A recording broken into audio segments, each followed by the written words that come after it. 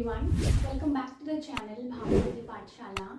और आज हम करने जा रहे हैं एक ऐसा टॉपिक जो कि बहुत इंटरेस्टिंग रहने वाला है और जो कि एक बेसिक नीड है इंग्लिश की, जिसमें आप नॉर्मली जो आप वर्ड्स जो सेंटेंसेस यूज़ करते हो, आज हम उससे रिलेटेड एक टॉपिक करने वाले हैं। तो चलो सबसे पहले हम डिस्कस करते हैं कि सेंटेंस क्या होता है। अब जैसे आपको पता होगा, हम normally what we are speaking, जो भी हम बोलते हैं वो कुछ ना कुछ सेंटेंसेस ही है। तो अब सेंटेंसेस का एग्जैक्ट मीनिंग होता क्या है?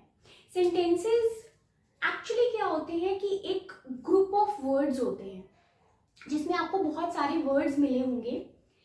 सिर्फ इतना ही नहीं होता कि एक सेंटेंस क्या हो गए, ग्रुप ऑफ वर्ड्स हो गए। ठीक है, ग्रुप ऑफ वर्ड्स तो होते हैं, लेकिन जब वो एक आपको मीनिंग देते हैं, मीन्स अगर उससे एक सेंस बनता है, एक मीनिंग बनता है, तो वो सेंटेंस है। अदरवाइज ग्रुप ऑफ वर्ड्स तो बहुत सारे होते हैं, हम कुछ भी बोल रहे हैं, ठीक है, उससे अगर आपको एक मीनिंग समझ में आ रहा है, एक सेंस निकल रहा है, तो आप उसे एक सेंटेंस कहेंगे। तो हमारा बेसिकली यहाँ पे टॉपिक है काइंड्स ऑफ सेंटेंसेस। हम जानेंगे कि सेंटेंसेस कितने टाइप के होते हैं। उससे पहले जस्ट एक रिवाइंड है, एक रिकॉल है, क्योंकि हम बहुत छोटी क्लासेस से हमारे पास ये टॉपिक आ जाता है कि सेंटेंसेस क्या होते हैं। तो इतना ये बेसिक है कि सेंटेंसेस क्या है, ग्रुप ऑफ वर्ड्स है, बट जिससे आपको मीनिंग मिले वो सेंटेंस होता है। जैसे कि a sentence is a group of words which makes sense. All sentences begin with capital letter. जो सेंटेंसेस होंगे उसकी जो स्टार्टिंग होगी वो कैपिटल लेटर से होगी, और आपको पता है एंड में आप एक फुल स्टॉप का यूज करते हो कि आपका सेंटेंस खत्म हो गया। तो चलो देखते हैं कि ग्रुप ऑफ वर्ड्स मिल गया हमको, सिर्फ इतना ही नहीं होता कि वो सेंटेंस बन गया। तो देखते हैं एक एग्जाम्पल से, dog under my is tree sitting up. अब देखो ये ग्रुप ऑफ वर्ड्स है, ठीक है, यहाँ पे हमको बहुत सारे ग्रुप मतलब वर्ड्स दिए हुए हैं। तो क्या हमें ये वाला जो ग्रुप ऑफ वर्ड्स है, ये हमें क्या कोई मीनिंग दे रहा है? यहाँ बहुत सारे वर्ड्स हैं और उसका हर एक वर्ड का अपना एक मीनिंग है, लेकिन वर्ड का मीनिंग होने से यहाँ पर सेंटेंस एक मीनिंग नहीं दे रहा है। मतलब आपको समझ ही नहीं आ रहा कि बोल क्या रही है। Dog under my is tree sitting up, मतलब यहाँ पर आपको वर्ड्स दिए हुए हैं, लेकिन वो आपको यहाँ पर अरेंजमेंट में नहीं मिले हुए, जिससे आपको एक मीनिंग नहीं मिल रहा, जिससे आपको एक सेंस नहीं बन रहा है सेंटेंस का। तो अब हम इसे रीअरेंज करते हैं। My dog is sitting under a tree.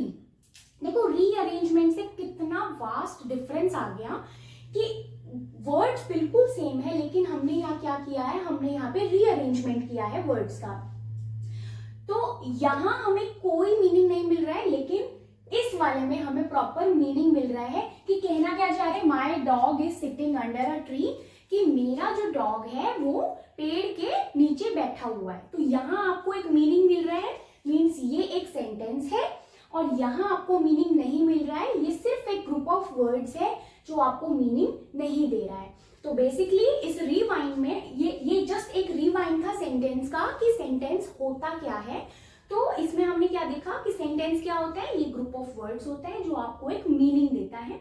Secondly कि कोई भी सेंटेंस होगा वो एक कैपिटल लेटर से स्टार्ट होगा। तो आपको अब इससे क्लियर हो गया होगा कि ग्रुप ऑफ वर्ड्स क्या होता है और एक सेंटेंस क्या होता है।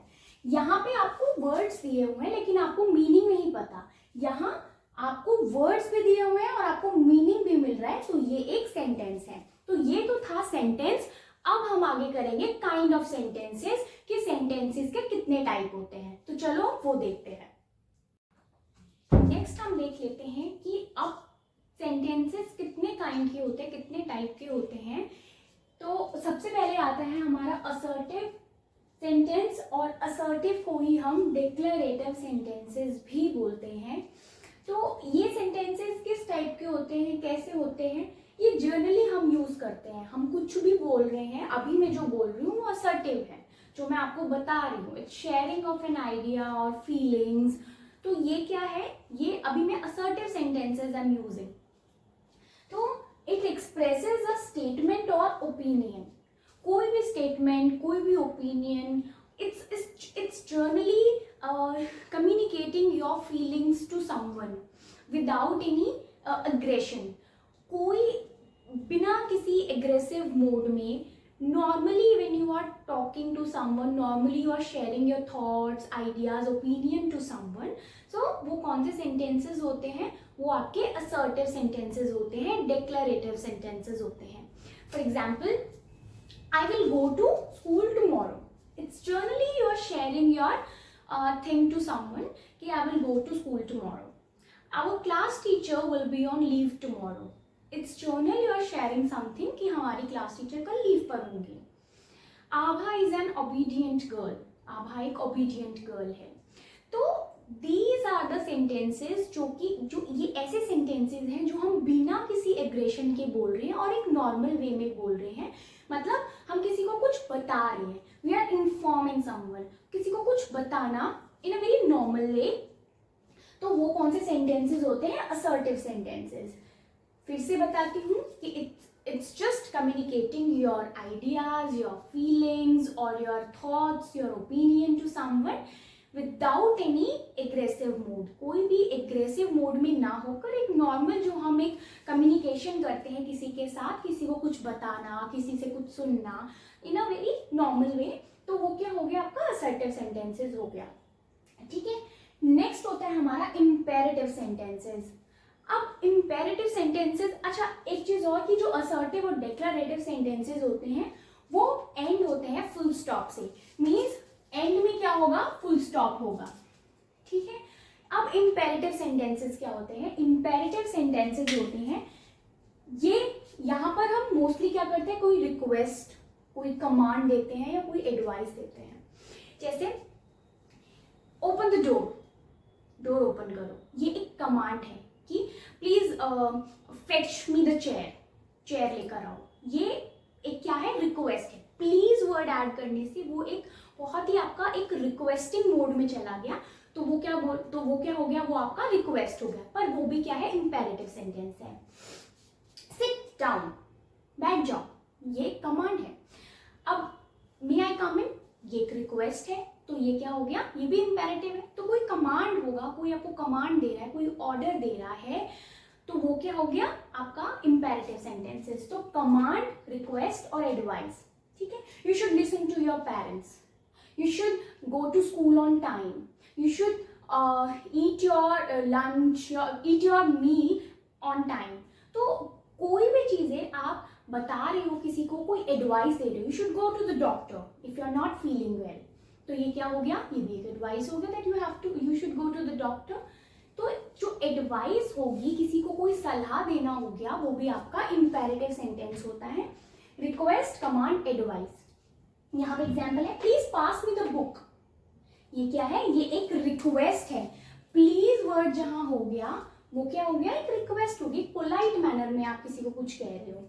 Next, open the door, close the door. तो ये सब क्या हो गया? ये आपका एक कमांड हो गया, एक ऑर्डर देना हो गया. किसी को आप ऑर्डर दे रहे हो, गो गेट मी दिस बुक, लेकर आओ, ये बुक लेकर आओ. तो ये क्या हो गया? एक कमांड हो गया, एक ऑर्डर देना हो गया जब हम किसी को ऑर्डर दे रहे हैं. Next, you should listen to your parents, you should go to the doctor. तो ये क्या होगी? एक एडवाइस होगी. किसी को आप कोई चीज करने के लिए सलाह दे रहे हो कि आप ऐसा कर सकते हो. तो ये क्या है? ये आपका कमांड है और ये आपका क्या है? एडवाइस है. तो ये तीनों जो टाइप के सेंटेंसेस हैं ये इंपेरेटिव सेंटेंसेस होते हैं, जिसमें आपका रिक्वेस्ट, ऑर्डर और क्या होता है? एडवाइस होता है. अब डिफरेंस है इसमें, मतलब दोनों में सिमिलैरिटीज ये है कि असर्टिव सेंटेंसेस में भी फुल स्टॉप होता है और इंपेरेटिव सेंटेंसेस में भी फुल स्टॉप होता है. तो दोनों में ये सिमिलैरिटी है, बट डिफरेंस क्या है? Assertive sentence when you are sharing your opinion, thoughts, मतलब नॉर्मली आप किसी से बात कर रहे हो.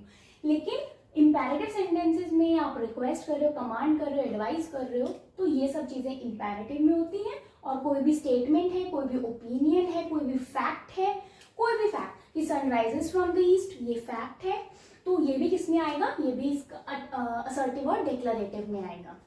तो ये दो सेंटेंसेस हो बहुत अच्छे से क्लियर हो गए होंगे. तो इसके बाद हम अपने बाकी बचे 2 सेंटेंसेस भी करते हैं. अब वो देखिएगा. तो नेक्स्ट हम देख लेते हैं कि हमारा नेक्स्ट कौन सा जो सेंटेंसेस का टाइप है। थर्ड आता है यहाँ पे इंटेरोगेटिव सेंटेंसेस। अब इंटेरोगेटिव वर्ड से हमें क्या समझ आता है कि इंटेरोगेटिव होता है कुछ पूछना, इंटेरोगेशन करना। तो मतलब इसमें क्या होगा, सिंपली हम क्वेश्चंस पूछते हैं, ठीक है। नॉर्मली इसमें कौन से सेंटेंसेस होंगे कि क्वेश्चन पूछने वाले। तो जनरली ये क्या क्वेश्चंस पूछते हैं और एंड किसके होंगे, क्वेश्चन मार्क से होंगे। मतलब ये वाले सेंटेंसेस में क्या होगा, लास्ट में आप क्या यूज करोगे, क्वेश्चन मार्क का यूज करोगे। Where are you going, will you come to the school tomorrow, will you say something to me, are you coming to the party.